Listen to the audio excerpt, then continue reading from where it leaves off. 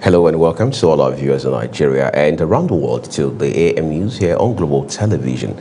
Coming to you live from the nation's capital, Abuja, I'm Uyi Agmofwegbe. Would like to remind you that Global Television is on DSTV, channel 365 and Star Times, channel 276. President Bola Tinubu has signed the Electoral Act 2026 amendment into law just days after the Independent National Electoral Commission, INEC, had released the timetable for the 2027 general election. The signing took place at the Presidential Villa in Abuja around 5 p.m. With principal officers of the National Assembly in attendance. National Assembly had passed the bill on Tuesday. The amendment reignites debates over the electronic transmission of election results. President Bola Tinubu has called on Christians and Muslims to use the rare convergence of Lent and Ramadan, both of which begin on the same day this year, as an opportunity to promote peace, unity, and national stability. In a personally signed statement released, the President described the simultaneous commencement of the two sacred seasons as uncommon. Tinubu noted that it serves as a reminder that Nigerians of both faiths share much in common and are one people under God.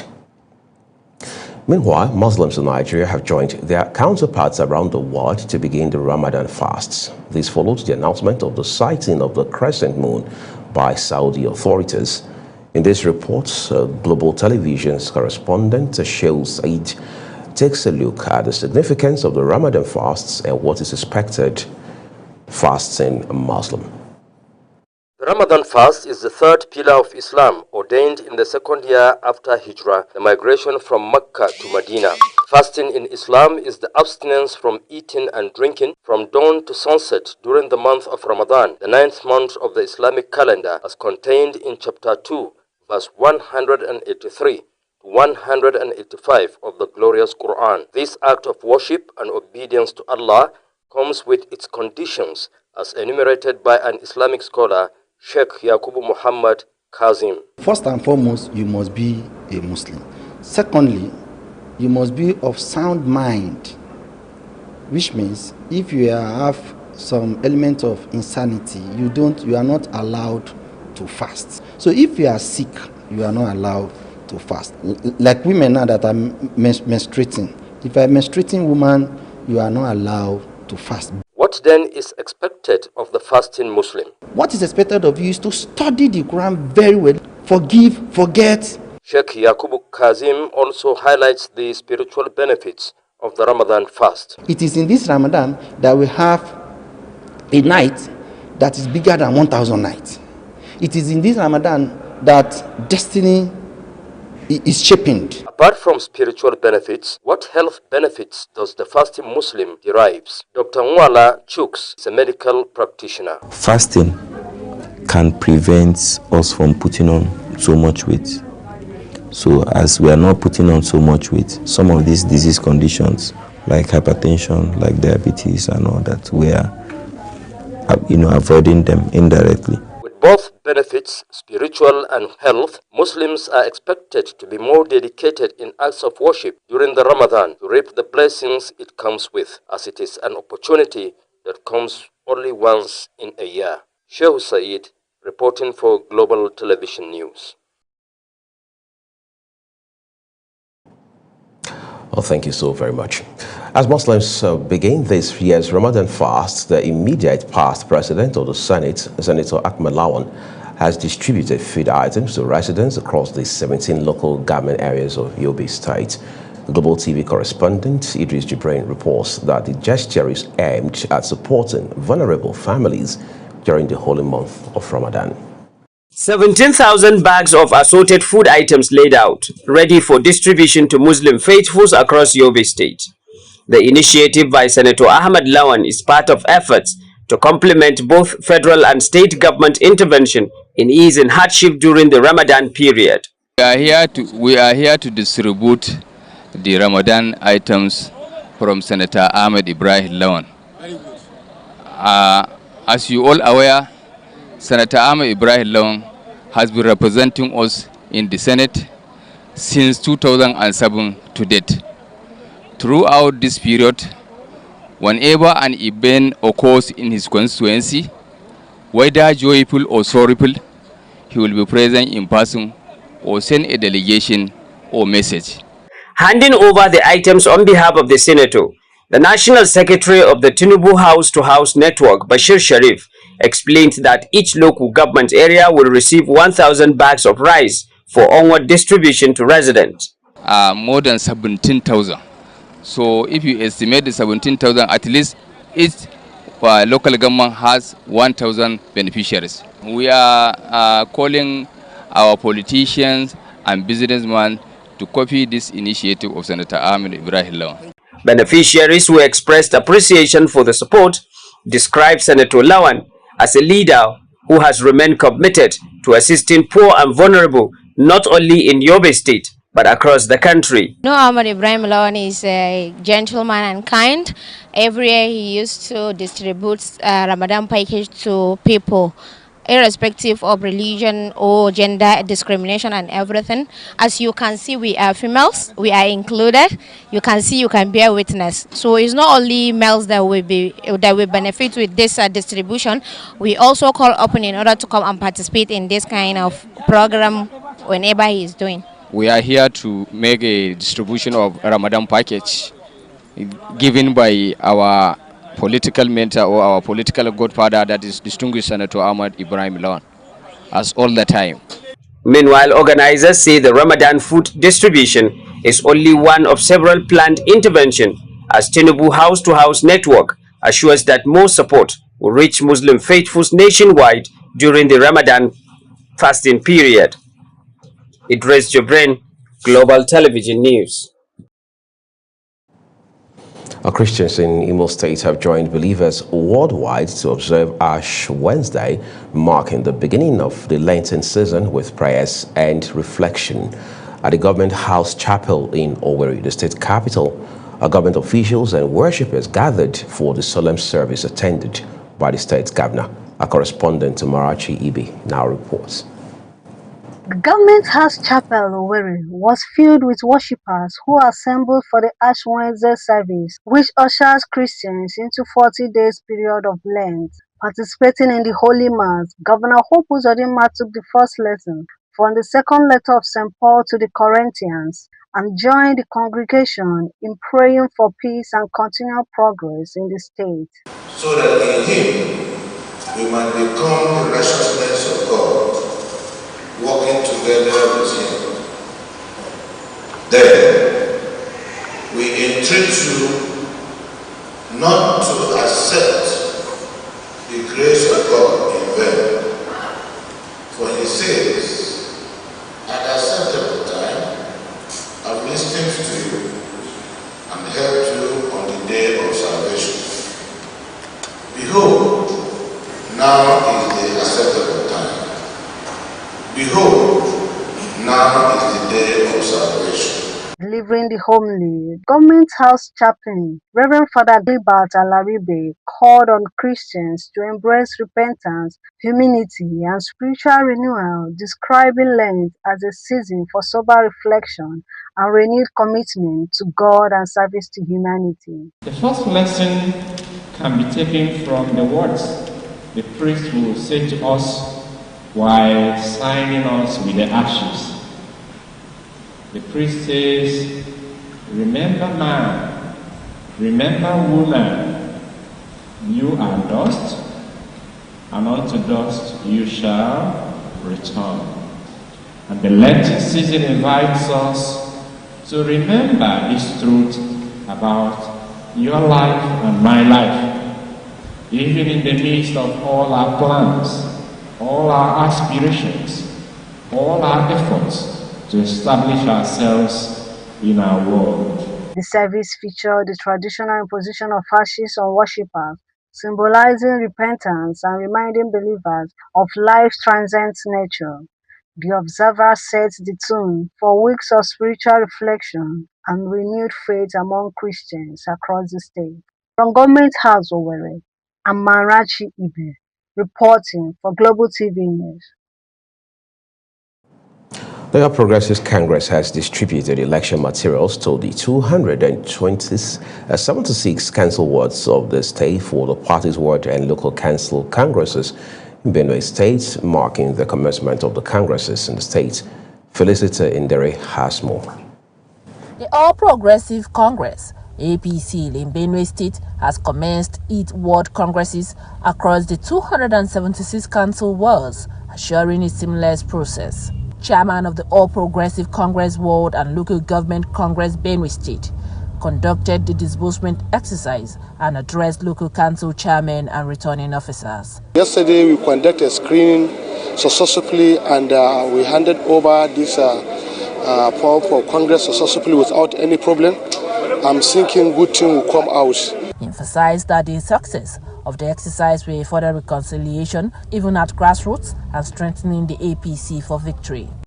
Everybody with his registration, APC registration membership card and other things, everything, all criteria, they pull all the criteria and they participate fully, actively in the Congress. Thank you very much. I was sent from national headquarters to witness this Congress, and this Congress was successful. There's no any issue.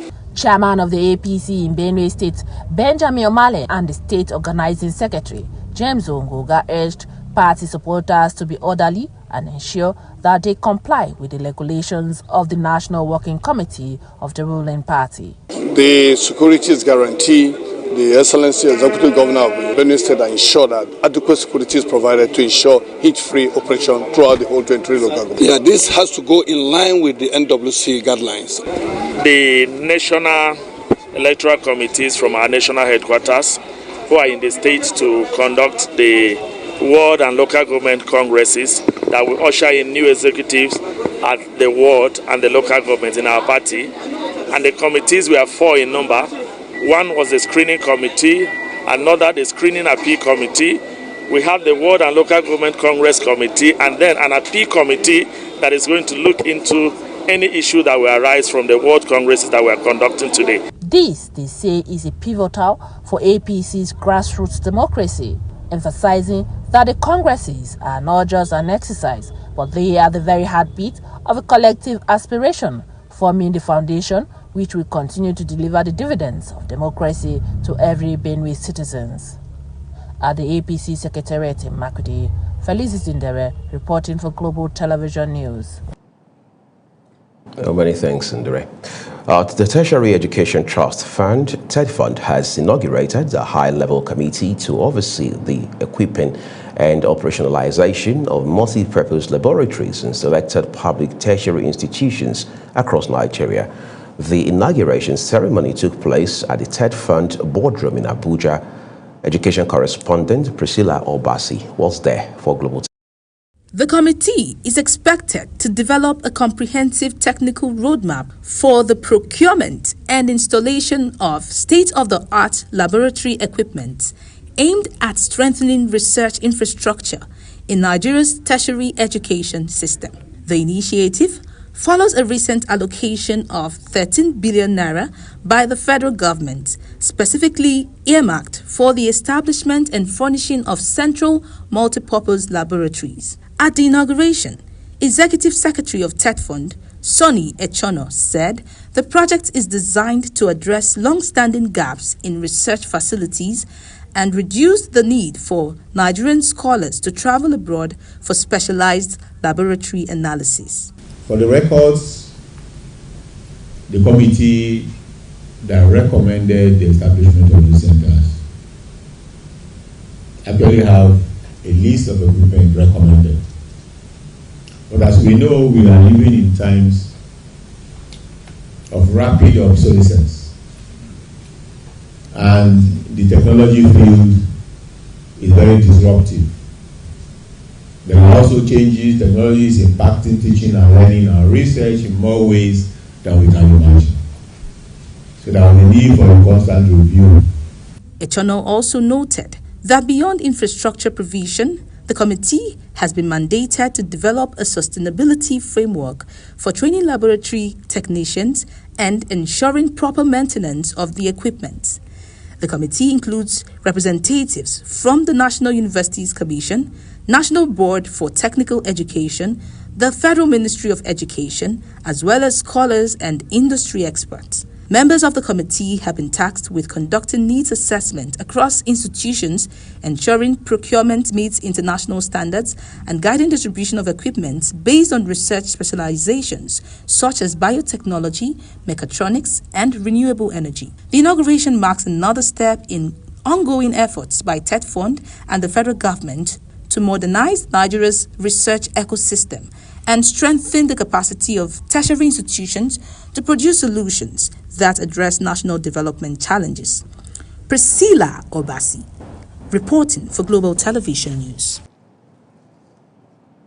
Oh, thank you, Priscilla. This is Global Television. You're watching the live broadcast of the AM News. The news continues after this weather forecast plus business, foreign and sports stories on the other side of this break for you. Please do stay with us. Step outside and you feel it instantly. The air is dusty.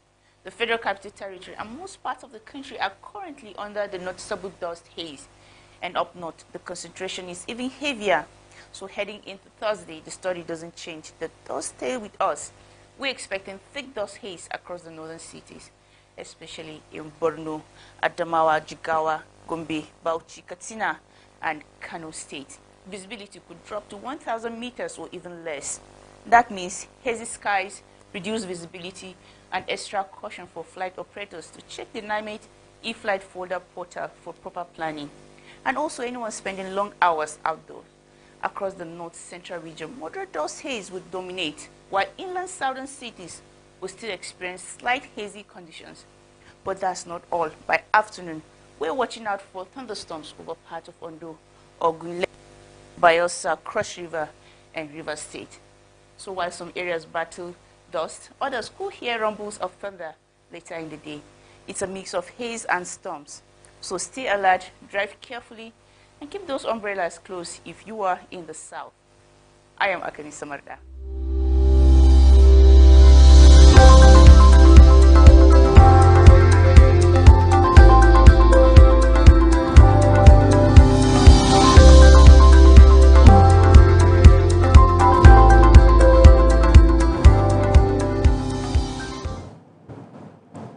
Well, thank you so very much for staying with us on the AM News. The rest of the broadcasts now returns with business. The president and chairman of Dangote Industries Limited, Aliko Dangote, has called on the federal government to urgently convene a national retreat to resolve Nigeria's persistent electricity crisis. He warned that widespread power outages could undermine the country's industrialization drive as well as economic growth. He made the appeal at the official launch of the National Industrial Policy 2025 in Abuja, themed From Policy to Productivity, implementing Nigeria's industrial future. The policy emerged against the backdrop of weak manufacturing sector, which, due to poor electricity supply, high production costs, limited access to finance, infrastructure deficits, and heavy reliance on imports, has been constrained. Let's go beyond the shores of Nigeria now. The United Nations International Children's Fund, UNICEF, says there are currently more than 2 million displaced people in South Sudan. The UN agency said an estimated 60% of these children are orphans, a figure believed to be incomprehensible. Zaraoda Cyril has details. South Sudan gained independence in 2011, but soon descended into civil war between two rival generals, Salva Kiir and Riek Machar. A 2018 power-sharing deal brought relative peace, with Kiir as president and Machar his deputy. But the agreement has unraveled over the first year. This middle-aged man, who requested anonymity, provides an insight into the situation. Any person who is not a soldier is vulnerable, so we don't have a gun to protect ourselves. We just sitting as a civilian. So as we speak now, we don't have option. Only God we just praise, the God will alone protect us. Samuel is general surgeon and director at Akobo Hospital. He described the talent at the health facility. I'm the only surgeon managing all these patients, and previously ICRC used to come, and in case of mass casualty they come and help us here. But currently I think they have not given access by government in Juba to come to assist us in this mass casualty. Fighting in Jonglei State between the army under Kir and forces loyal to Machar has displaced some 280,000 people since December, according to the United Nations. Zahra Unasir, reporting for Global TV. We appreciate your reporting, Zahra. Let's go catch some excitement from the world of sports. Nigeria's Super Falcons are set to face indomitable Lionesses of Cameroon in 2 friendly matches as part of preparations ahead of the 2026 Women's Africa Cup of Nations scheduled for Morocco. Both teams will clash in Yaoundé on February 28 and March 3rd. In a statement, Mohamed Sanusi, the Nigerian Football Federation General Secretary, noted that the Federation is committed to ensuring proper preparation for the team. And that's all we have for you on the AM News here on Global Television. Thank you so very much for watching. I'm Uyi Agmofwebe. Starting shortly is Global Morning.